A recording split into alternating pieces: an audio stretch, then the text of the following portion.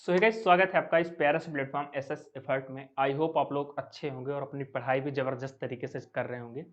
तो आपको जैसे कि पता है कि अभी हम लोग पढ़ रहे हैं जावा स्क्रिप्ट और अभी तक हमारे जावा स्क्रिप्ट के 3 लेक्चर कंप्लीट हो चुके हैं। अगर पार्ट में देखें तो 3 पार्ट हमारे कंप्लीट हो चुके हैं, part 1, part 2 and part 3। Last lecture में हम लोगों ने डिस्कस किया था ऑपरेटर्स के बारे में और वहाँ पे हम लोग कंसोल स्क्रीन के बारे में भी डिस्कस किया था। लेकिन कंसोल स्क्रीन के बारे में थोड़ा-सा ही हम लोगों ने जानकारी प्राप्त की थी कि कंसोल स्क्रीन किस तरह से ओपन होती है। तो यहाँ पे बस मैंने इतना बताया था कि कंसोल स्क्रीन किस तरह से ओपन होती है। या तो हम शॉर्टकट की का यूज़ कर लें, CTRL control plus shift plus I, इसका यूज़ कर लें, या फिर राइट क्लिक करें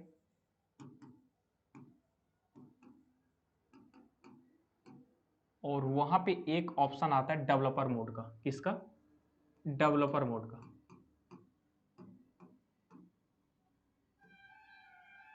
वहाँ पे हम डेवलपर मोड पे जैसे ही क्लिक करेंगे तो हमारा जो कंसोल स्क्रीन है वो ओपन होके आ जाएगी। अब ये कंसोल स्क्रीन कहाँ पे हमें राइट क्लिक करना है? जो भी आपका वेब पेज होगा उस पे राइट क्लिक करना है। सिंपल सी बात है। तो इस तरह से हम शॉर्टकट की पे पहुँच सकते हैं, शॉर्टकट की का हेल्प लेके, और इस राइट क्लिक करके डेवलपर मोड पे जा सकते हैं। या फिर यहाँ पे जो 3 डॉट राइट हैंड साइड में टॉप में बने रहते हैं ऐसे 3 डॉट ऐसे, तो यहाँ पे भी क्लिक करके हम ऐसे करेंगे तो यहाँ पे एक बॉक्स खुल के आ जाएगा। उसमें भी डेवलपर मोड का ऑप्शन होगा, वहाँ से भी हम पहुँच सकते हैं। तो 3 तरीके हम लोगों ने बात कर ली थी, 3 तरीके के बारे में, किस तरह से हम कंसोल स्क्रीन पे जाते हैं। अब इसका मेनली यूज़ क्या है रियल में, उससे समझते हैं कि हम कंसोल स्क्रीन ये है रियल में है क्या, इसके बिना क्या काम नहीं चल सकता है। तो अभी तक हम जो अभी जावास्क्रिप्ट में प्रिंट करा रहे थे चीज़ों को, तो उसके लिए हम यूज़ कर रहे थे डॉक्यूमेंट डॉट राइट। क्या है डॉक्यूमेंट? ध्यान से समझना है इसे, डॉक्यूमेंट डॉट राइट। और यहाँ पे जो भी चीज़ हमें प्रिंट कराना रहता था, यहाँ पे हम उसे ही प्रिंट करा देते हैं डबल कोट्स के अंदर। तो इससे सारा काम हमारा चल ही रहा था। लेकिन ये कंसोल स्क्रीन डॉट लॉग कहाँ से आ गई, कंसोल डॉट लॉग कैसे आ गया, इसका क्या यूज़ है रियल में, तो मैं आपको बताता हूँ सिंपल सी लैंग्वेज में। इसे हम आउटपुट स्क्रीन पे प्रिंट कराने के लिए इसका यूज़ करते थे, लेकिन अभी तक क्या होता है, नॉर्मल यूज़ कर रहे थे। लेकिन अब टाइम के साथ साथ आपका कोड बहुत ज़्यादा इंक्रीज होता जाएगा, कोड लाइन ऑफ कोड बहुत ज़्यादा इंक्रीज होती जाएंगी। तो वहाँ पे हमें डायरेक्ट हम इसका यूज नहीं करते, फिर हम वहाँ पे मान लो क्या बग हमारा निकल के आ रहा है, कहाँ पे एरर है, कुछ इस तरह से फाइंड करने के लिए हम डायरेक्ट, हमें जावास्क्रिप्ट एक कंसोल स्क्रीन प्रोवाइड कराता है, तो वहाँ से हम डायरेक्ट चेक कर सकते हैं। तो यहाँ पे पूरा कोड में हमें एडिट करने के या फिर चेक करने को कोई नीड नहीं है। डायरेक्ट जो भी हम क्वेरी वहाँ पे लगाना चाहते हैं, तो वो उसी स्क्रीन पे जाके हम स्क्रीन पे चेक कर सकते हैं, सारी कंडीशंस लगा के क्या ये पॉसिबल है या नहीं पॉसिबल है। यहाँ तक कि आप लोग जो कैलकुलेटर यूज़ करते हैं, तो वहाँ पे इस कंसोल स्क्रीन पे डायरेक्ट जो भी वैल्यू का कैलकुलेशन आपको करना है, वो कैलकुलेशन भी कर सकते हैं एज ए कैलकुलेटर, जैसे कैलकुलेटर का यूज़ कर सकते हैं। तो इस तरह से बहुत ही ज़्यादा पावरफुल है हमारी कंसोल स्क्रीन। और वहाँ पे हमें कुछ भी चीज़ प्रिंट कराने के लिए आपको सिंपल इसका यूज ना करके, अगर ये चीज़ लिखते हैं आप, तो आपकी विंडो पे जो आपका वेब पेज है वहाँ पे ये प्रिंट होगा। कहाँ पे? जो आप वेब पेज बना रहे हैं वहाँ पे। ठीक है, सिंपल है। लेकिन आप चाहते हैं कि हमें जो कंसोल स्क्रीन का यूज करें, कंसोल स्क्रीन पे जाके प्रिंट हो आउटपुट, तो उसके लिए आपको क्या यूज करना पड़ेगा, कंसोल डॉट लॉग।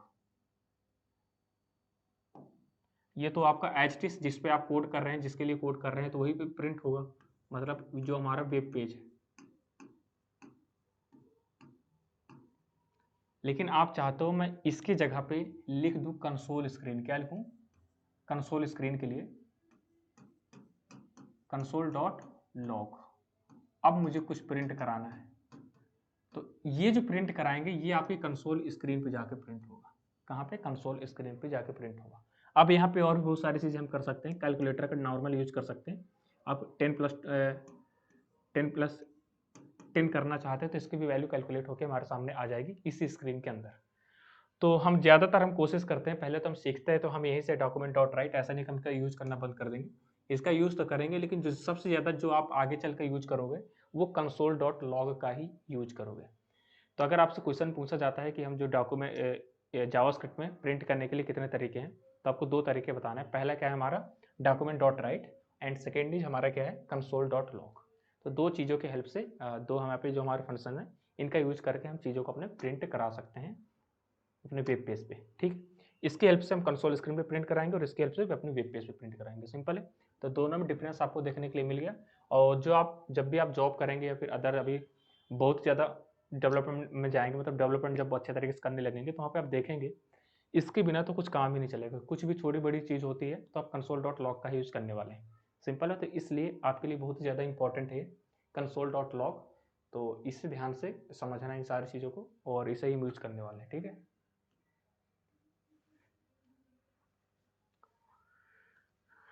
तो अब हम इसका क्वेरी समझ लेते हैं कि क्वेरी रियल में है क्या। क्वेरी हम क्या क्या यूज कर सकते हैं, डायरेक्ट उसे समझते हैं। तो सबसे पहले यहाँ पे समझना है कंसोल डॉट लॉग। कुछ भी चीज़ प्रिंट कराने के लिए आपको क्या यूज करना है, कंसोल डॉट लॉग। अब यहाँ पे मान लो कि आपको क्या कराना है, एरे एरे फाइंड करना है। तो एरे के लिए आपको पता है कौन से ब्रैकेट का यूज करते हैं, स्क्वायर ब्रैकेट का यूज करते हैं, ठीक है। तो ऐसा कुछ देखने को मिल जाएगा। मैं यहाँ पे इन्हें क्यों लिखा हूँ, इनका हम रियल में यूज करने वाले हैं, इसका हम एग्जाम्पल के फॉर्म में यूज करने वाले हैं। तो इन सब के बारे में इसलिए समझा रहा हूँ। तो यहाँ पे जो कंसोल डॉट लॉग है, अगर आप एरे पे इस तरह से इसे प्रिंट कराना चाहते हैं अपने वेब पेज पे, तो कुछ अलग तरीके से प्रिंट होगा। लेकिन कंसोल डॉट लॉग पे जो अगर प्रिंट कराएंगे तो वहाँ पे कुछ अलग तरीके से प्रिंट होगा। तो इन सबको हम प्रिंट करके देखेंगे किस तरह से आउटपुट हमारा आता है। सेम ऐसे ही इसी चीज़ का आपको टेबल बनाना है, तो टेबल के लिए आपको लॉग यूज नहीं करना है, कंसोल डॉट टेबल यूज कर देना वहाँ पे। जैसे टेबल करेंगे तो जो ये पूरा 1 2 3 4 यहाँ पे स्क्वायर ब्रैकेट में लिखा हुआ है 1 2 3 4, ये टेबल के फॉर्म में कन्वर्ट हो जाएगा कंसोल डॉट स्क्रीन पे, मतलब कंसोल स्क्रीन पे। मैं बार बार कंसोल डॉट ले रहा हूँ, तो वहाँ पे आप लोग समझ लेना है कंसोल डॉट लॉग है उसका मतलब, ठीक है। अब यहाँ पे जो नेक्स्ट है कंसोल डॉट एरर। अब यहाँ पे मान लो कि कुछ हमें क्या होता है ना कि एरर भी शो करानी होती है कभी कभी। तो अगर एरर शो करानी है कि किसी कंडीशन पे हम लोग को लगा दिया कि इसका ये वाली कंडीशन अगर फॉलो होती है, या फिर अगर इस कंडीशन को फॉलो नहीं करता है, तो वहाँ पे एक मैसेज आ जाए समथिंग वेंट रॉन्ग, जैसे कि हम लिखा है समथिंग वेंट रॉन्ग। तो उसके लिए आपको जो कंसोल डॉट लॉग लिखा है, इस लॉग की जगह पे आपको क्या करना होगा, एरर लिखना होगा। क्या है, एरर लिखना होगा। ये क्या लिखना होगा, एरर। ये चीज़ ध्यान चलनी है, मैं इन सबको प्रैक्टिकली आपको बताने वाला हूँ। तो कंसोल डॉट एरर हो गया, समथिंग वेंट रॉन्ग। अब यहाँ पे मान लो कि वार्निंग देनी है आपको। ऐसा होता है ना कि सबसे पहले वार्निंग दी जाती है, फिर बाद में जो भी आप ऑपरेशन परफॉर्म करना है उसे किया जाता है। तो अगर आपको वार्निंग देनी है तो वार्निंग पूरी ना लिख के आपको क्या लिखना होगा, कंसोल डॉट वार्न। क्या लिखना होगा, कंसोल डॉट वार्न। अब यहाँ पे आपको कोई मान लो वार्निंग देनी है, कोई कंडीशन को फॉलो नहीं करता है, तो वहाँ पे आप ऐसा लिख देंगे तो उस कंडीशन को फॉलो ना करने पे मैसेज ये वाला प्रिंट हो जाएगा, दिस इज जस्ट वार्निंग, है ना। तो वार्निंग के अंदर आप कुछ भी प्रिंट करा सकते हो, लेकिन ऐसा वार्निंग देने के लिए डॉट वार्न यूज करना पड़ेगा कंसोल के साथ, और एरर को दिखाने के लिए आपको कंसोल के साथ डॉट एरर का यूज करना पड़ेगा, प्रिंट कराने के लिए कंसोल डॉट लॉग का यूज करना पड़ेगा। अब यहाँ पे जो एरे है उस एरे को टेबल में कन्वर्ट करने के लिए कंसोल डॉट टेबल का यूज करना पड़ेगा। सिंपल है ना। ये देखिए, ये हो गया टेबल। फिर यहाँ पे आ गया पूरे स्क्रीन को आप क्लियर करना चाहते हैं, जहाँ पे आप कोड कर रहे हैं, अब उसे एक बार में पूरा क्लियर करना चाहते हैं, तो उसके लिए आप क्या करना होगा, कंसोल डॉट क्लियर यूज करना पड़ेगा, ठीक है ना। तो इस तरह से ये जो डॉट के बाद वाली चीजें, इन्हें आप ध्यान रखना है, ध्यान से समझना है सारी चीजों को। अभी हम सारा कुछ कोड करके देखने वाले हैं। अब यहाँ पे जो लिखा है टाइम, अब इस पूरे कोड को कैलकुलेट होने में कितना टाइम लगा, यहाँ से लेके कंसोल डॉट लॉग और कंसोल डॉट क्लियर, इतने पूरे को। तो इसका अगर टाइम आपको जानना है तो सबसे पहले टॉप में आपको लगाना होगा कंसोल डॉट टाइम, और फिर इसे यहाँ पे इसे सेमीकोलन से क्लोज करना है, और लास्ट यहाँ पे कंसोल डॉट टाइम इंट। इसका मतलब यहाँ से क्या हुआ, ये जो कंसोल यहाँ पे है, इसका यहाँ से स्टार्टिंग हुआ, क्या हुआ, स्टार्टिंग, और यहाँ पे क्या हुआ, इसका इंड हो गया। तो इसका मतलब सिंपल से ये है कि अगर आपको टाइम फाइंड करना है कि इस पूरे कोड को चलने में कितना टाइम लगा, तो उसके लिए आपको क्या करना होगा, उस पूरे कोड से पहले कंसोल डॉट टाइम आपको टाइम लगाना होगा, लास्ट में क्या होगा, कंसोल टाइम को एंड करना पड़ेगा कुछ इस तरीके से, जिससे इस पूरे कोड को चलने में कितना टाइम लगा वो भी आप फाइंड कर सकते हैं इस कंसोल स्क्रीन में ही। तो आप इसका बेनिफिट समझ सकते हैं, बहुत सारी चीज़ों में इसका बेनिफिट होने वाला है। धीरे धीरे हम आगे बढ़ते चलेंगे और सारी चीज़ सीखते चलेंगे, ठीक है।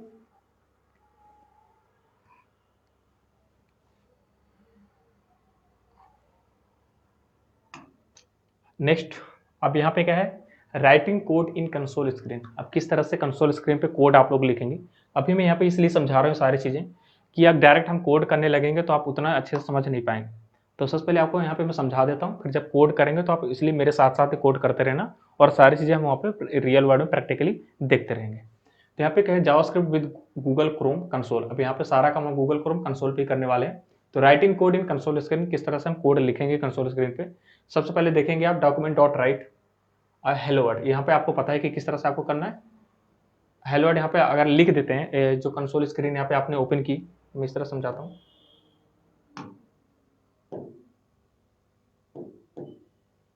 ये आपकी कंसोल स्क्रीन ओपन हो गई, ठीक है।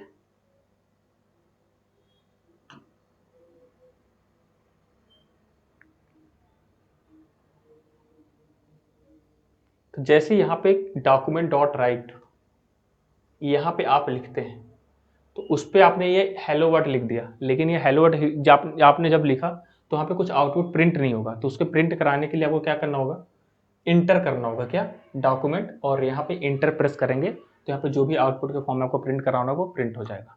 किस तरह से होगा हम डायरेक्ट यहाँ पे रियल वर्ल्ड में देखने वाले हैं। फिर यहाँ पे और भी एग्जांपल्स हैं डोम के, कि कुछ डोम आप लोग अभी नहीं पढ़ेंगे।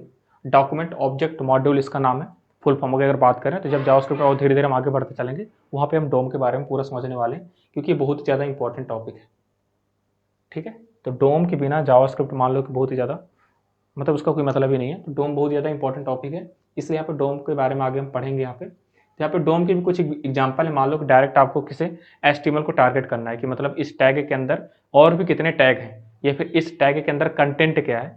इन सब के लिए हमारे पास कुछ लिखने का तरीका है। यहाँ पे वे को समझते हैं। अभी हम यहाँ पे ये डायरेक्ट इतना ही नहीं है डोम पे जितना मैं एग्जाम्पल यहाँ पे दे रहा हूँ, बहुत सारी चीज़ें हैं। जब यहाँ पे समझेंगे सारी चीज़ें तब वहाँ पे डिस्कस करेंगे कि किस तरह से और भी सारी चीज़ें इसमें लिखी जाती हैं, फिर टारगेट किया जाता है, ठीक है। तो यहाँ पे document dot gate element by ID। अब यहाँ पे लिखा है ना डॉक्यूमेंट डॉट, अब डॉक्यूमेंट के बाद देखो यहाँ पे राइट अभी तक यूज कर रहे थे, डायरेक्ट यहाँ पे स्विच करेंगे डोम पे गेट एलिमेंट। यहाँ पे एलिमेंट को फाइंड किया जा रहा है गेट एलिमेंट बाई ID, किसके थ्रू, बाई ID के थ्रू। अब ID क्लास आप लोगों ने किसमें पढ़ा है, CSS जब हम लोग पढ़ रहे थे, तो ID और क्लास से आप लोग परिचित होंगे, भली बात, तो कोई दिक्कत नहीं आती। तो बाई ID के थ्रू हम इसे टारगेट करने वाले गेट एलिमेंट बाई ID, किसे, मेन। अब यहाँ पे जो आपका मेन है यहाँ पे इसके अंदर पूरा पूरा क्या, जैसे कि यहाँ पे ID यहाँ पे बना दी मेन के आगे, तो इसके लिए हम इसके अंदर मेन के अंदर क्या चीज लिखा है, इन सारी चीजों को फाइंड करने के लिए हम यहाँ पे इसे टारगेट करते हैं, जहां पे आपने ID इक्वल टू मेन लिखी होगी जिस भी टैग के अंदर।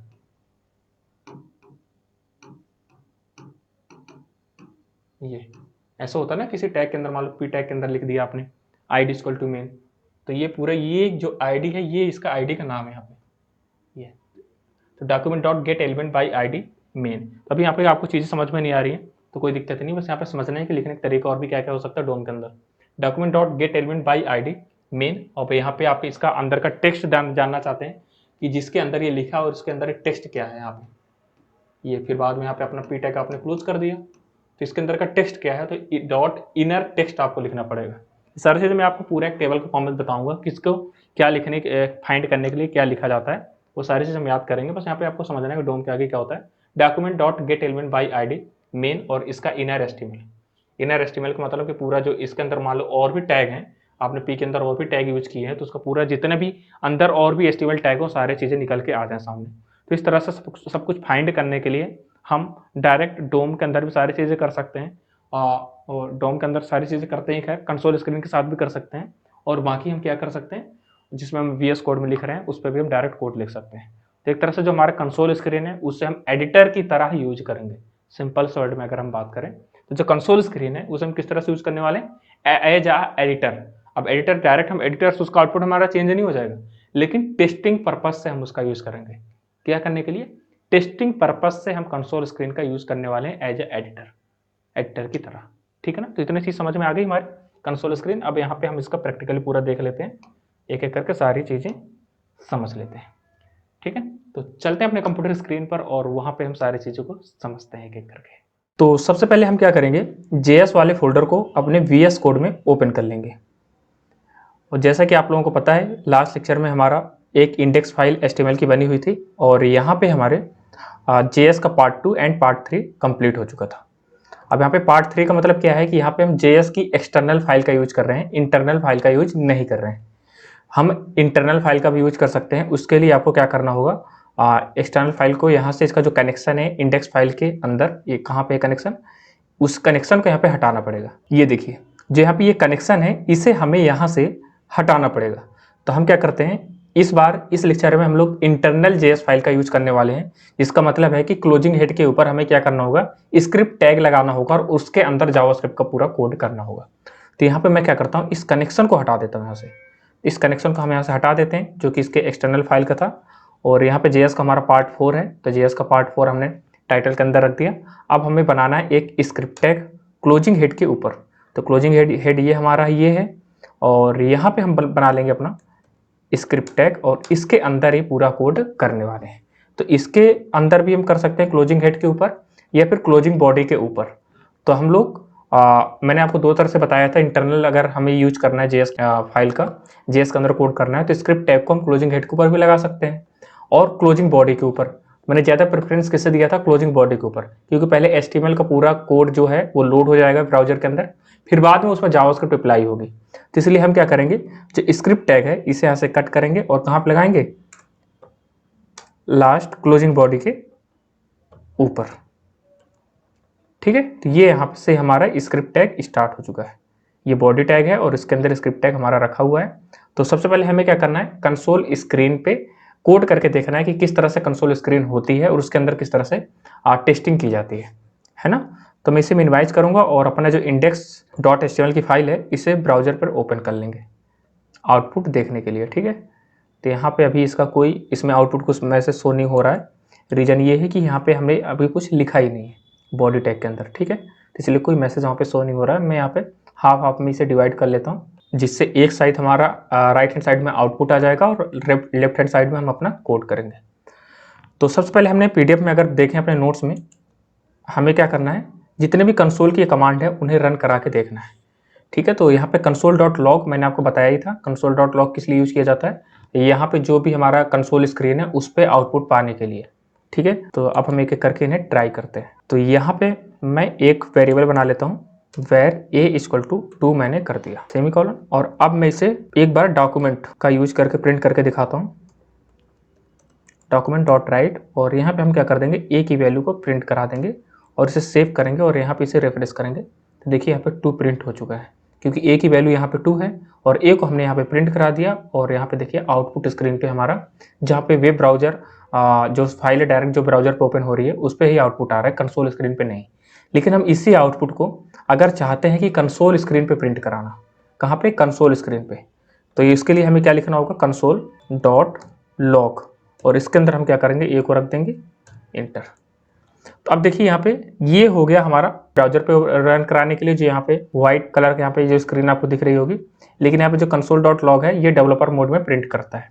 कैसे हमें डेवलपर मोड में पहुंचे, मैंने आपको 3 तरीके बताए, Ctrl+Shift+I प्रेस कर दो, या फिर राइट क्लिक करना है, इंस्पेक्ट में जाके आप डेवलपर मोड में पहुंच सकते हैं, या फिर यहाँ पे इसे कट करके ये जो 3 डॉट यहाँ पे दिख रहे हैं इस पर क्लिक करेंगे और यहाँ पे मोर टूल्स के अंदर जाएंगे और डेवलपर टूल को सिलेक्ट कर लेंगे। तो यहाँ पहुँच गए। अभी किस तरह से दिखता है, ये यहाँ पे डेवलपर टूल हो गया, इसे फुल स्क्रीन पे कर लेता हूँ तो यहाँ पे आपको ज़्यादा विजुअल हो पाएगा। तो यहाँ पे आपको एलिमेंट पे बाय डिफॉल्ट क्लिक होके आ गया, लेकिन आपको कंसोल पे क्लिक कर लेना है। तो यहाँ पे हमारा आउटपुट अब जनरेट होगा। तो रिफ्रेश करते हैं एक बार, तो देखिए यहाँ पे 2 यहाँ पे हमारा आ चुका है। ये यहाँ पे document.write से यहाँ पे 2 आया हुआ है, लेकिन यहाँ पे जो कंसोल स्क्रीन पे जो 2 आया है आउटपुट के फॉर्म में, ये किससे आया हुआ है, console.log से। ठीक है, तो यहाँ पे कोड हम देखते हैं, ये हमारा कोड है console.log में हमने a को प्रिंट कराया। अगर यहाँ से मैं इसे कमेंट कर देता हूँ तो अब जो यहाँ पे रिफ्रेश करेंगे तो ये वाला 2 है वो गायब हो जाएगा, लेकिन console.log वाला 2 हमेशा अभी रहेगा, क्योंकि हमने console.log में इस स्क्रीन पे ही प्रिंट कराया है, कंसोल स्क्रीन पे। ठीक है, तो इस तरह से हम कंसोल स्क्रीन को ओपन करते हैं और उसके अंदर ये कमांड रन कराते हैं, या फिर उसके अंदर जो भी चीज़ हमें प्रिंट करना होता है डायरेक्ट उसी स्क्रीन पे टेस्टिंग करके देखते हैं। अब यहाँ पे console.log के अलावा हमारे पास और भी यहाँ पे कमांड है, उन्हें भी रन कर देखते हैं। जैसे कि यहाँ पे मैंने आपको जैसे बताया ही था, यहाँ पे console.log हो गया, console.table हो गया, console.error, एरर का मतलब कि एरर शो करना चाहते हैं आप कंडीशन के अकॉर्डिंग, तो एरर भी यहाँ पे कर सकते हैं। console.warn हो गया और console.clear, तो इन सबको एक एक करके हम यूज करके देखते हैं। तो console.log हमने x की वैल्यू को प्रिंट करके देख लिया। अब console.doc में ये जो एरे है इसे प्रिंट करके देखते हैं। तो यहाँ पे मैं क्या करता हूँ, इन दोनों कोड को हटाता हूँ और यहाँ पे console.log पे मैं क्या करता हूँ, एक एरे बनाता हूँ और इसके अंदर वैल्यू रख दे दूंगा 1, 2, 3। अब यहाँ पे एरे मैंने आपको बताया नहीं एरे क्या है, तो जब मैं इसे बताऊंगा उसके बारे में डिटेल में तभी पढ़ेंगे, लेकिन यहाँ पे एक छोटा सा इंट्रोडक्शन है, बस वही पे देख लेते हैं। मैंने आपको बस यहाँ पे थोड़ा समझा देता हूँ। इसकी जो इंडेक्सिंग होती है, मतलब जो मेमोरी के अंदर जब डाटा वैल्यू स्टोर होगी तो उसकी कुछ इंडेक्सिंग होती है। तो इंडेक्सिंग इसकी हमेशा 0 से स्टार्ट होती है, जैसे कि 1 अभी कहाँ पे है 0 पे, 2 कहाँ पे है 1 पे, और 3 कहाँ पे है 2 पे। तो इस तरह से इसकी इंडेक्सिंग होती है एरे की, और इसकी पहचान क्या है, स्क्वायर ब्रैकेट। ठीक है, तो इसका आउटपुट देखते हैं किस तरह से आएगा। तो अब हम इसका आउटपुट अगर देखें, रिफ्रेश करते हैं, तो देखिए यहाँ पे 1 2 3 यहाँ पे इस फॉर्म में यहाँ पे आउटपुट आ गया, क्योंकि हम console.log में प्रिंट कराए हैं, तो यहाँ पे इस फॉर्म में आउटपुट आया है। अब इसमें यहाँ पे एक एरो बन रहा होगा, इसमें क्लिक करेंगे तो देखिए इसकी इंडेक्सिंग भी लेफ्ट हैंड साइड में है 0 1 एंड 2। 0 के सामने कौन सी वैल्यू है 1, और 1 के सामने कौन सी वैल्यू है 2, और 2 के सामने कौन सी वैल्यू है 3। इसकी अगर पूरे लेंथ की बात करें तो यहाँ पे लेंथ भी कैलकुलेट करके इसने बता दिया कंसोल स्क्रीन ने कि इसकी जो लेंथ है 3 की है। ठीक है, प्रोटोटाइप हमारा क्या है, एरे है। तो इस तरह से हम कुछ इसका आउटपुट जनरेट करते हैं एरे का। अब यहाँ पे इसी एरे को हम टेबल के फॉर्म में, टेबुलर फॉर्म में कन्वर्ट करना चाहते हैं, तो हम क्या करेंगे, डायरेक्ट मैं इसे पूरा ही कॉपी कर लेता हूँ और अगेन इसे कमेंट कर दूंगा, और यहाँ पे जब नेक्स्ट लाइन पे प्रिंट करेंगे लॉग की जगह में हम क्या कर देंगे, टेबल सेव करेंगे, और यहाँ पे अपनी इस स्क्रीन पे रिफ्रेश करते हैं, तो देखिए अब ये हमारा पूरा टेबल के फॉर्म में प्रिंट हो चुका है 0 1 2, और इसके सामने वैल्यू देख सकते हैं 1 2 3। ठीक है क्या, ये एरे है। ठीक है, तो यहाँ पे देखो एरे भी 0 1 2 3, और इसकी लेंथ क्या है 3। अब यहाँ पे एक ऑप्शन है, अब मैं पूरे डाटा को रेज करना चाहता हूँ, तो रेज करने के लिए आप इसमें सिंबल यहाँ पे इसमें भी डायरेक्ट क्लिक कर सकते हैं, तो इसमें मैं क्लिक करूँगा तो पूरा रेज हो गया। नहीं, फिर इसके अलावा भी हमारे पास एक कमांड है console.clear। क्या है, console.clear। अब मैं इसे सेव करता हूँ अगेन और रिफ्रेश करूँगा तो यहाँ पे डाटा आ जाएगा। अब इसे क्लियर करना है कंसोल की हेल्प से, तो यहाँ पे हम क्या कर देंगे, console.clear, और इसे सेमीकोलन लगाएंगे, सेव, एंड यहाँ पे जैसे इस पेज को रिफ्रेश करेंगे तो देखिए पूरा क्लियर हो चुका है। तो ऐसा कुछ क्लियर करने के लिए console.clear का यूज़ कर सकते हो। डेटा को टेबुलर फॉर्म में कन्वर्ट करने के लिए console.table का यूज़ करना है, अगर हम यहाँ पे टेस्टिंग पर्पज से देख रहे हैं, और अगर एरे के फॉर्म में उसके लेंथ एक ही बार में देखना प्रोटोटाइप क्या है, तो सब हम एरे के फॉर्म में नॉर्मली यहाँ पे प्रिंट करा देना है। ठीक है, console.log का ही यूज करके, सिंपल है। और यहाँ पे कौन सी कमांड है हमारी, एरर और वार्निंग। तो एरर को किस तरह से कन्वर्ट करते हैं, तो इसे मैं कमेंट कर देता हूँ अपने दोनों कमांड को, और हमें एरर शो करानी है तो अपने एंड से, तो उसके लिए हमें क्या लिखना है, console.error, और यहाँ पे डबल कोट्स में लिख देंगे something went wrong, semicolon, save. और यहाँ पे अब हम अपने स्क्रीन पे देखेंगे, रिफ्रेश करेंगे तो देखिए यहाँ पे आ गया समथिंग वेंट रॉन्ग। तो आप लोग अक्सर देखते होंगे वहाँ पे कुछ लिख जाता है, कुछ डाटा एंट्री करते हैं और वहाँ पे समथिंग वेंट रॉन्ग हो जाता है, तो कुछ वहाँ पे कुछ इस तरह से टेस्टिंग की जाती है। तो यहाँ पे हम मैसेज शो करा सकते हैं समथिंग वेंट रॉन्ग, किसकी हेल्प से, एरर की हेल्प से। अब यहाँ पे एरर हम किसी कंडीशन के अकॉर्डिंग शो कराते हैं, अगर कंडीशन फॉलो करता है, मतलब एक तरह से पूरी जो कंसोल स्क्रीन है टेस्टिंग पर्पज से ही यूज़ की जाती है। ठीक है, अब यहाँ पे मान लो वार्निंग हमें शो करानी है कि अगर ये कंडीशन को फॉलो नहीं करता है तो यहाँ पे वार्निंग आ जाए, तो उसके लिए हमारे पास कमांड होती है console.warn, और यहाँ पे लिख देंगे दिस इज जस्ट वार्निंग, और यहाँ पे इसे सेमीकोलन करता हूँ, और ऊपर वाली लाइन को मैं क्या कर देता हूँ, कमेंट कर देता हूँ। सेव करेंगे और यहाँ से रिफ्रेश करेंगे, ये देखिए दिस इज जस्ट वार्निंग, यहाँ पे ये चीज़ यहाँ पे प्रिंट हो चुका है। सिंपल है ना यहाँ तक। तो यहाँ पे हम लोगों ने मल्टीपल कमांड कंसोल स्क्रीन के देख ली और इसका आउटपुट भी जनरेट कर लिया, किस तरह से वर्क करता है और कौन से स्क्रीन पे इसे जनरेट करते हैं, ये सारी चीज़ें हम लोगों ने देख ली है। तो इस तरह से और भी इसमें जो भी कमांड बची हुई है, जो यहाँ पे console.time है और console.time यहाँ पे एंड है, तो जो पूरी जितनी भी कमांड है, ये 1 2 3 4, इन्हें रन होने में कितना टाइम लगा, एग्जीक्यूट होने में कितना टाइम लगा, तो उन सारी कमांड को इस console.time से स्टार्ट करके और लास्ट में console.time एंड के अंदर ही रख देना है और फिर रन कराना है उसे। तो यहाँ पे जितना टाइम है वो टाइम निकल के आ जाएगा। ठीक है, तो ये काम आपको खुद से करना है अपने से, इससे आपकी प्रैक्टिस भी हो जाएगी। नेक्स्ट यहाँ पे आ जाता है document.write hello world। हम document.write अगर यहाँ पे बात करें, हम तो अभी कंसोल स्क्रीन पे प्रिंट करा रहे हैं, मैं चाहता हूँ कि आप कंसोल स्क्रीन पे कोड करें और ऊपर स्क्रीन पे जो व्हाइट कलर की स्क्रीन यहाँ पे आ रही है इस पे आउटपुट जनरेट हो जाए। तो उसके लिए हम क्या करेंगे, इसे क्लियर कर देंगे और यहाँ पे लिखते हैं डॉक्यूमेंट, ध्यान रहे आपको इंटर नहीं करना है उसके साथ लिखते हुए बीच में, नहीं तो ये एरर अक्सर आ जाती है। document.write और यहाँ पे हमें लिखना है हेलो वर्ल्ड। आप यहाँ पे इंटर करेंगे तो देखिए ऊपर यहाँ पे हमारा आउटपुट स्क्रीन पे प्रिंट हो गया हेलो वर्ल्ड। सिंपल है ना। तो यहाँ से भी हम अपना document.write अगर इस कंसोल स्क्रीन पे भी टाइप करते हैं, लिखते हैं, यहाँ पे भी कोड लिखते हैं, तो हम ऊपर जो हमारी ये व्हाइट स्क्रीन दिख रही है ब्राउजर वाली, तो यहाँ पे भी हम उसका आउटपुट देख सकते हैं। ठीक है, अब यहाँ पे कोड पे अगर हम बात करें कोड पे, तो इस पूरे को हमें डॉक्यूमेंट अगर एक बार में यहीं पे देखना है हमें, कि क्या क्या हमारे पास टैग बने हुए हैं। तो यहाँ पे एक हमारे पास कमांड होती है डॉक्यूमेंट, और यहाँ पे एंटर कर देंगे इसे। तो देखिए हमारा पूरा डॉक्यूमेंट यहाँ पे बन के आ चुका है। क्या क्या है कैसे पता चलेगा, जो यहाँ पे ये एरो बन रहा है इस पर क्लिक कर देंगे तो देखिए पूरा डॉक्यूमेंट यहाँ पे बन के आ गया। HTML हेड और बॉडी टैग के अंदर ये हेलो वर्ल्ड लिखा हुआ है और HTML। तो अगर हम कुछ इस तरह से डॉक्यूमेंट चेक करना है तो हम डॉक्यूमेंट डॉट लिख देंगे और इंटर प्रेस कर देंगे तो पूरा डॉक्यूमेंट निकल के आ जाएगा कि हमारे HTML के अंदर क्या क्या चीज़ें हैं। अगेन यहाँ पे और भी चीज़ देखते हैं। अब यहाँ पे आ गया डोम की कुछ प्रॉपर्टी है। डोम अभी मैं आपको पढ़ा नहीं रहा हूँ, केवल डोम की कुछ प्रॉपर्टी है, इसे सिर्फ यूज करके हम देखने वाले हैं अपने कंसोल स्क्रीन पे। तो पहला देखो document dot gate element by ID। यहाँ पे पता है मैंने आपको थ्योरी वाली क्लास में बताया कि गेट एलिमेंट बाई ID मतलब किसके थ्रू, बाई ID के थ्रू हमें ये चीज़ मेन के अंदर क्या क्या है सब कुछ पाना है। तो मैं यहाँ पे क्या करता हूँ, पैराग्राफ जनरेट करता हूँ और यहाँ पे ID का नाम रख देते हैं मेन लॉरम 20। तो इस पैराग्राफ का जो हमारा ID है वो क्या होगा, उसका नाम क्या है, मेन। अब अगर हम इसे टारगेट करें, किस तरह से टारगेट करते हैं, मतलब टारगेट हम जावास्क्रिप्ट में इसलिए करते हैं क्योंकि उसमें कुछ ना कुछ बदलाव ला सकें या फिर उसमें लॉजिक परफॉर्म कर सकें पर्टिकुलर उस चीज़ में जहाँ पे ID मेंशन है। इस पैराग्राफ का जो नाम हमने दिया है ID का मेन रख दिया है। तो इसे टारगेट करने के लिए हमारे पास जो कमांड होती है जावास्क्रिप्ट के थ्रू, हम यहाँ पे CSS की बात नहीं कर रहे हैं, जावास्क्रिप्ट के थ्रू। तो उसके लिए हमें क्या लिखना होगा, document dot gate element by ID और यहाँ पे हमें क्या लिखना है, मेन। सेव करेंगे इसे और आउटपुट पे देखते हैं क्या आउटपुट आ रहा है यहाँ पे, रिफ्रेश। तो यहाँ पे देखिए पूरा व्हाइट स्क्रीन पे अभी ये चीज़ सारा प्रिंट हो रहा है। ठीक है, अगर मैं इसी कमांड को यहाँ से कट करता हूँ और यहाँ पे लिखते हैं इंटर, तो यहाँ देखो यहाँ पे इसके अंदर क्या है, पैराग्राफ। डॉक्यूमेंट ये किसे टारगेट कर रहा है, पैराग्राफ को टारगेट कर रहा है। इसमें देखेंगे तो देखो पैराग्राफ के अंदर जो ID इक्वल टू मेन यहाँ पे रखा गया है और यहाँ पे पूरा पैराग्राफ जो है वो मेंशन हो चुका है। तो पहले मैंने कोड को यहाँ पे लिखा अपने इस स्क्रीन पे, तो आउटपुट हमारा कहाँ पे आया, ऊपर वाले स्क्रीन पे। ये देखिए ऊपर वाले स्क्रीन पे आ रहा है। लेकिन जैसे ही मैंने उसे उठाया इस कमांड को पूरे को, तो यहाँ पे हमें पता है कि अभी यहाँ पे देख रहे हैं तब ये चीज़ पता चल रहा है। लेकिन हमें टेस्टिंग पर्पज से हमें उसी स्क्रीन पे, कंसोल स्क्रीन पे चेक करना है कि इस जो यहाँ पे पर्टिकुलर मेन टैग है इसके अंदर क्या क्या चीज़ें हैं।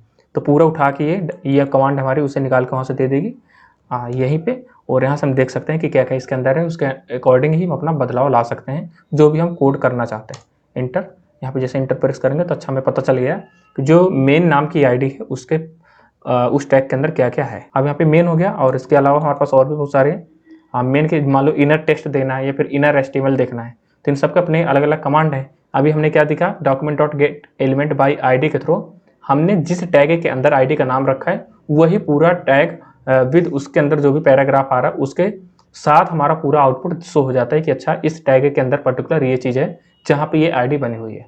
सिंपल है।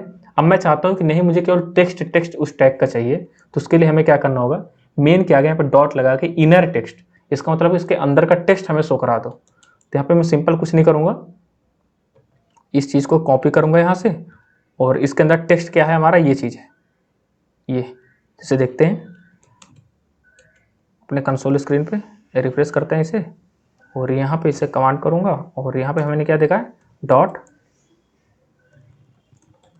इनर टेक्स्ट सेमीकोलन, इंटर कर देंगे तो देखो पूरा ओनली टेक्स्ट ही इसके अंदर का आया है। ये देखिए ये जो इसके अंदर का टेक्स्ट था उतना ही ये निकल के आया है।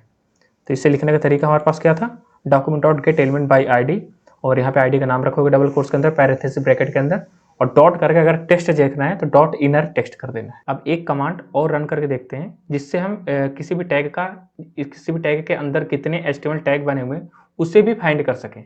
अभी तक हमने टेक्स्ट भी फाइंड कर लिया डॉट इनर टेक्स्ट से, अब हम क्या करेंगे, डॉट इनर HTML की हेल्प से हम लोग इसका टैग भी फाइंड करेंगे। तो यहाँ पे मैं एक H1 टैग बना लेता हूँ और इसके अंदर मैं क्या कर देता हूँ, एक ID दे देता हूँ जिसका नाम क्या कर दूंगा, मेन। ठीक है, और इसके अंदर मैं एक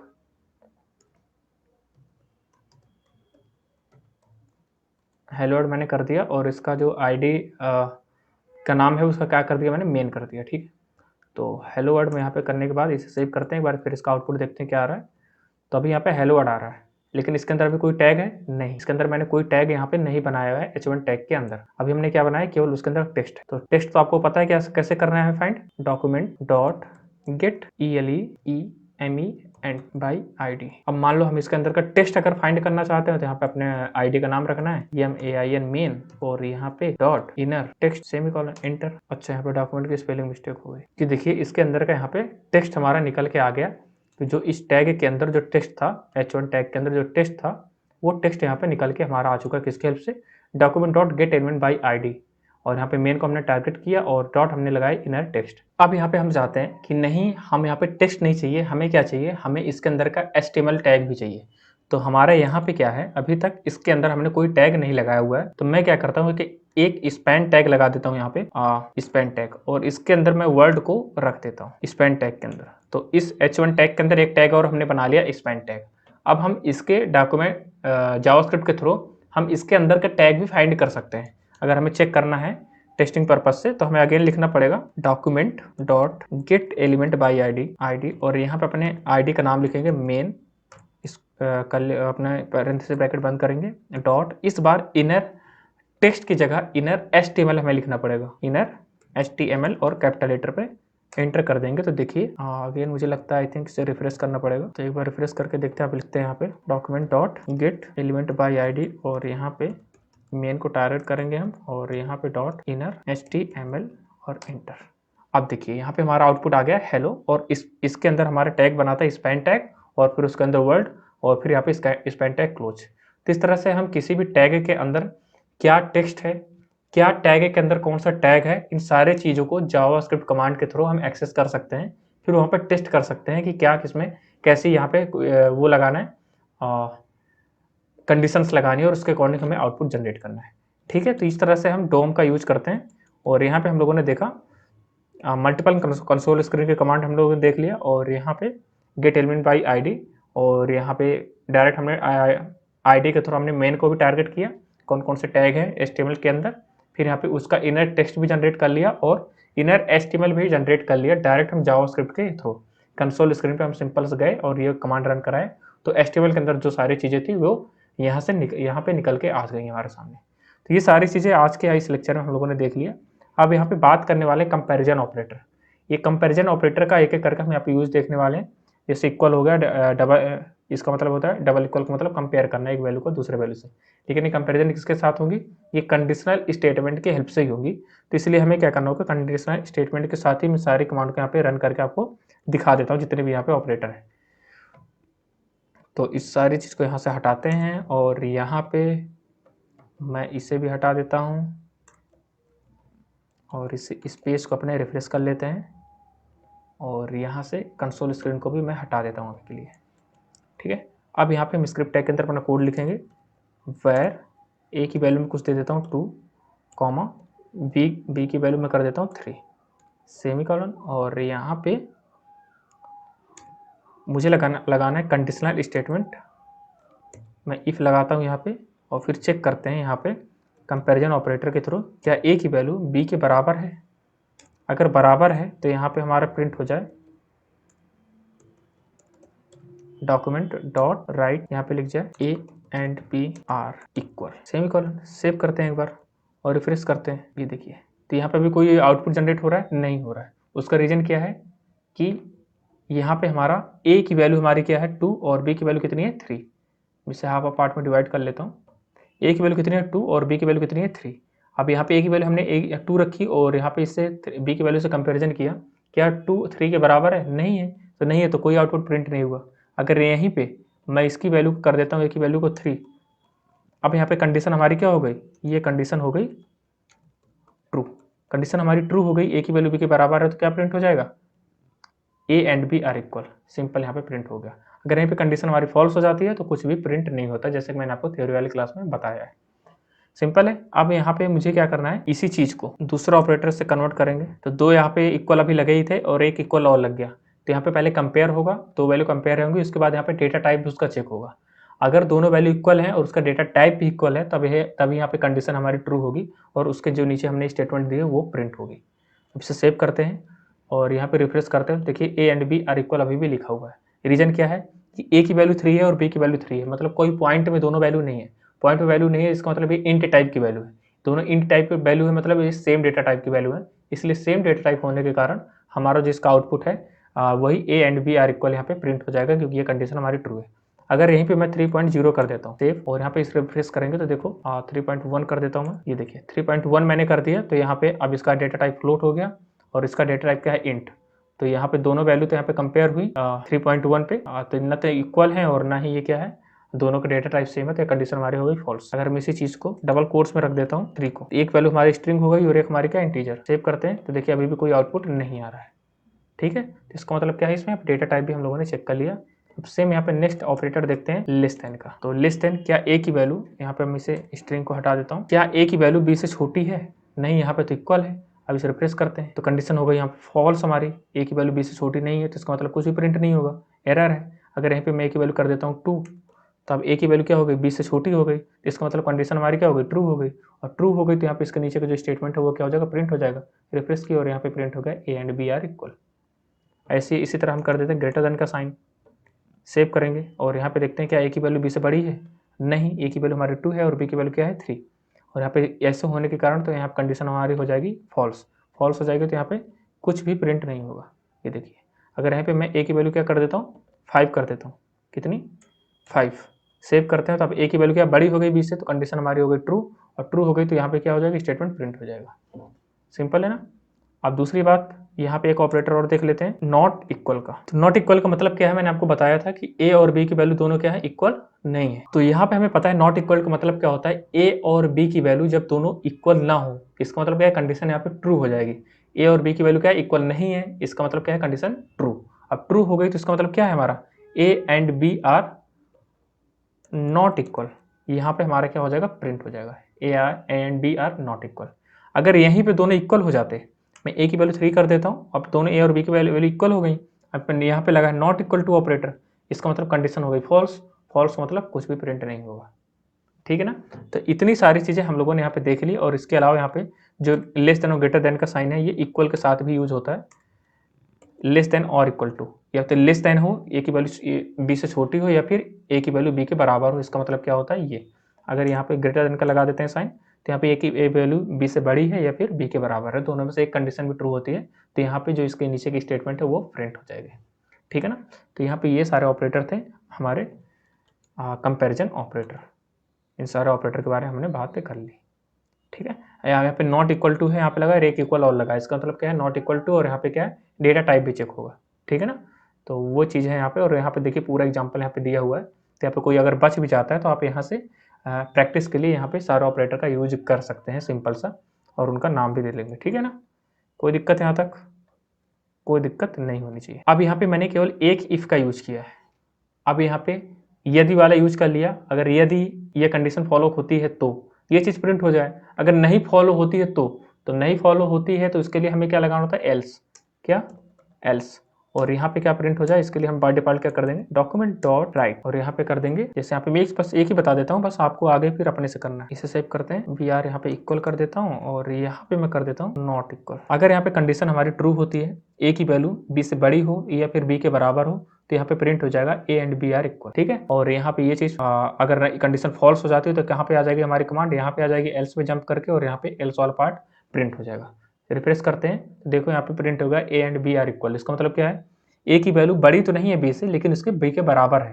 देखो ए की वैल्यू 3 होकर बी की वैल्यू 3 है, इसका मतलब क्या है, इक्वल है। इक्वल है तो इसका मतलब ये कंडीशन ट्रू होगा और इसके नीचे का प्रिंट हो गया। अगर यहाँ पे मैं कर देता हूँ 4, ए की वैल्यू मैंने कर दिया 4, अब सेव करेंगे तब ए की वैल्यू क्या बी से बड़ी है, हाँ बड़ी है, और यहाँ पे क्या बी के बराबर है, नहीं, तो पहली वाली तो बड़ी है, तो इसका मतलब क्या है, कंडीशन ट्रू है, फिर से प्रिंट हो जाएगा।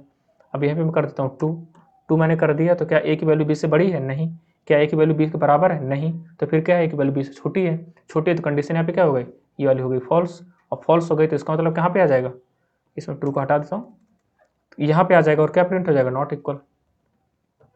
ये देखिए नॉट इक्वल। ठीक है। तो ये इफ के साथ एल्स इस तरह से काम करता है। और यहाँ पे एक कंडीशन और लगाते हैं, इफ एल्स इफ, और इसके अंदर आपको पता है यदि ए की वैल्यू बी से बड़ी है तो ये, अगर ए की वैल्यू बी से छोटी है तो ये प्रिंट हो जाए। ठीक है। और नहीं तो हमारी प्रॉपर्टी पहुंच जाए एल्स पे, और यहाँ पे हम लोग क्या प्रिंट करा देते हैं, डॉक्यूमेंट डॉट राइट, और यहाँ पे कर देंगे ओके, और इसे रिफ्रेश करते हैं। देखिए आप अपने अकॉर्डिंग बताइए कि यहाँ पे क्या प्रिंट होगा, सोचिए एक बार। तो यहाँ पे ए की वैल्यू क्या बी से बड़ी है, नहीं, क्या बराबर है, नहीं, तो ये कंडीशन क्या हो गई, फॉल्स। तो ये कंडीशन हमारी क्या हो गई, फॉल्स। दूसरा यहाँ पे चेक किए दूसरी कंडीशन को, क्या ए की वैल्यू बी से छोटी है, तो ए की वैल्यू क्या है 2 और बी की वैल्यू कितनी 3, तो हाँ ये क्या है, छोटी है, तो इसका मतलब क्या है, ये ट्रू कंडीशन हो गई। तो क्या प्रिंट होगा, इसके जस्ट नीचे की ये स्टेटमेंट क्या लिखा है, नॉट इक्वल टू। देखो नॉट इक्वल टू यहाँ पे लिखा है, यहाँ पे हम कर देते हैं थैंक यू, तो ज़्यादा समझ में आएगा आपको। रिफ्रेश, तो देखिए यहाँ पे थैंक यू प्रिंट हो गया।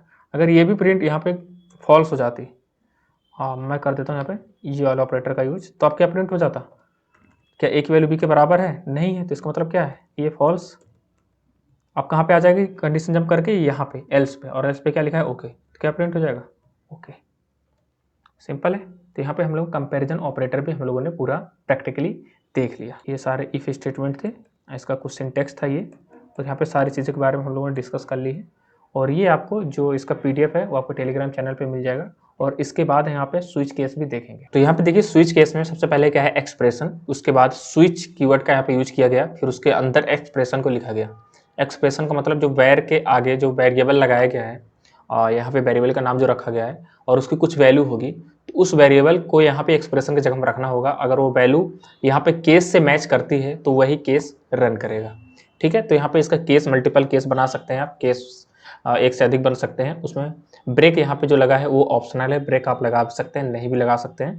तो यहाँ पे इस तरह की मल्टीपल चीज़ें आ जाएंगी। ये पूरा इसका सिंटेक्स है स्विच केस का। अब इस पे हम एक प्रोग्राम बनाते हैं और प्रोग्राम को रन करके देखते हैं कि किस तरह से इसका आउटपुट होता है और किस तरह से स्विच केस वर्क करता है। सिंपल, सबसे पहले हम पहुंचेंगे अपने कोड पर। तो मैं इसे सब कुछ रिमूव कर देता हूं और यहाँ पे एक वेर बनाते हैं और यहाँ पे ए की वैल्यू कुछ ले लेते हैं, 1 ले लेते हैं और प्लस यहाँ पे लगाते हैं स्विच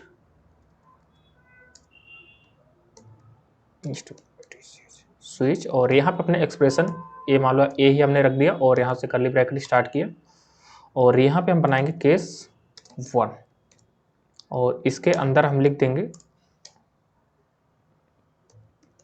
डॉक्यूमेंट डॉट राइट और यहाँ पे हम लिख देंगे केस 1 सेमीकोलन और इसका इस केस का हम ब्रेक भी बंद कर देंगे। फिर यहाँ पे केस बनाएंगे केस 2 और कॉलन यहाँ पे लगाएंगे, ध्यान रहे आपको, और यहाँ पे एंटर करेंगे। इसका भी डॉक्यूमेंट हम कर लेते हैं, डॉक्यूमेंट डॉट राइट और यहाँ पे लगा देंगे केस 2,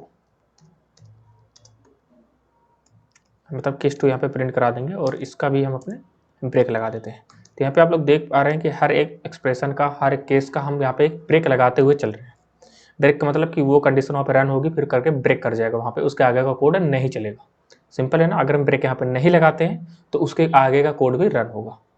ऐसे में एक केस और बना लेता हूँ, केस 3 और यहाँ पे हम लोग अगेन डॉक्यूमेंट एक करा देते हैं, डॉक्यूमेंट डॉट राइट और यहाँ पे मैं प्रिंट करा देता हूँ केस 3 सेमीकोलन और यहाँ पे इसे ब्रेक कर देते हैं और अगेन एक डिफ़ॉल्ट में वैल्यू दे देते हैं। डिफ़ॉल्ट में वैल्यू हम लोग क्या करते हैं,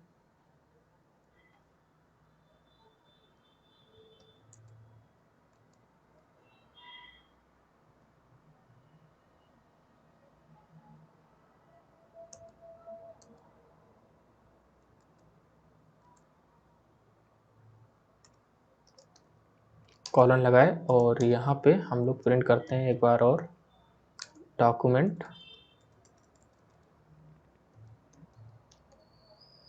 डॉट राइट और इसमें लिख देते हैं दिस इज डिफ़ॉल्ट वैल्यू।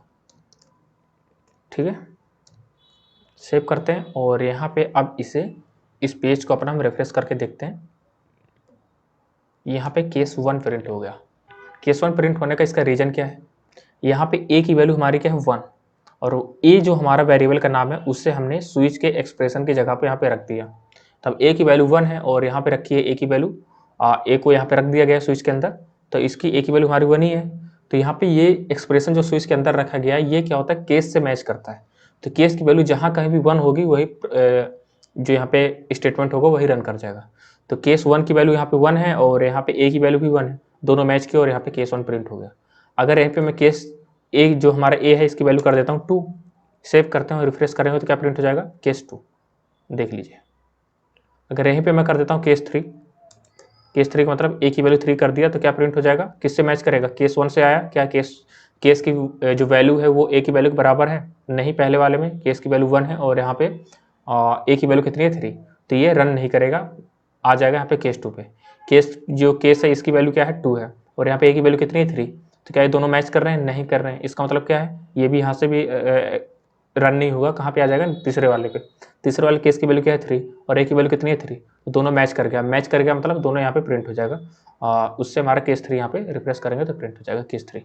अगर यहाँ पे मैं एक ऐसी वैल्यू इंसर्ट कर देता हूँ, मान लीजिए मैंने 5 कर दिया, अब यहाँ पे किसी भी केस में वो वैल्यू है ही नहीं, तो इसका मतलब क्या है, वो डिफॉल्ट में चला जाएगा और डिफॉल्ट में जो कुछ भी होगा वो प्रिंट हो जाएगा। This is a default value, ठीक है ना। तो ये था हमारा स्विच केस और यहाँ से हमारे conditional statement if else else if और इस तरह के जो है स्विच केस यहाँ से हमारे खत्म होते हैं। इसके बाद हमारा लूप बचता है, तो हम नेक्स्ट लेक्चर में उन लूप को कवर करने वाले हैं। फिलहाल ये जितना भी मैंने आपको बताया इससे आपको प्रैक्टिस करना है, बार बार रफ में लिख लिख के अपने प्रैक्टिस करना है। एक बार यहाँ पे कोड करिए, फिर उसे बिना देखे रफ में लिखिए। तो इस तरह से जब बार बार आप कोड करेंगे तो ज़्यादा प्रैक्टिस आप लोग देखेंगे कि आपसे क्वेश्चन हो पा रहे हैं। अब क्वेश्चन अभी नहीं होंगे, मैंने जितना आपको बताया है बस इसकी प्रैक्टिस करना है। जब मैं आपसे क्वेश्चन करवाऊंगा या फिर कोई प्रोजेक्ट बनवाऊंगा तो वहाँ पे आप लोग इनका यूज एक सच में देखेंगे कि किस तरह से यूज किया जाता है, ठीक है ना। तो इस सीरीज को जावास्क्रिप्ट चैप्टर खत्म होने के बाद मैं जावास्क्रिप्ट के कुछ क्वेश्चन भी आपको प्रोवाइड कराऊंगा। वो क्वेश्चन अगर आपसे हो जाते हैं तो आप इन पे समझ लीजिए कि प्रैक्टिस आपकी होने लगी है ना। तो इस तरह से आपको प्रैक्टिस भी करते चलना है। ये एकदम नॉर्मल चीज़ें हैं, मैंने आपको अभी ये समझा के दिखाया कि किस तरह से स्विच के वर्क करता है। अभी इतने पे स्विच खत्म नहीं हो जाता है, किस तरह से वर्क करता है ये चीज़ मैंने आपको बताया है। यहाँ पे मल्टीपल टाइप के क्वेश्चन बन सकते हैं आपके लिए, आपके पॉइंट ऑफ एग्जाम के पॉइंट ऑफ व्यू से, या फिर यूँ समझिए कि वाइवा में बहुत ही अच्छे ट्रिकी क्वेश्चन पूछे जा सकते हैं स्विच केस से रिलेटेड। तो वो सारी चीज़ें हम लोग समझेंगे धीरे धीरे करके। लेकिन फिलहाल किस तरह से वर्क करता है, किस तरह से सिंटेक्स है, ये मैंने ऑल ओवर पॉइंट सारे इस लेक्चर में आपको समझा दिया है। तो वीडियो अच्छी लगी हो तो वीडियो को लाइक कर देना और अपने दोस्तों के साथ जरूर शेयर करना। Thank you so much guys, मिलेंगे बहुत जल्द अपने नेक्स्ट वीडियो में। तब तक आप लोग हंसते रहिए, मुस्कुराते रहिए और रखिए अपना बहुत सारा ध्यान।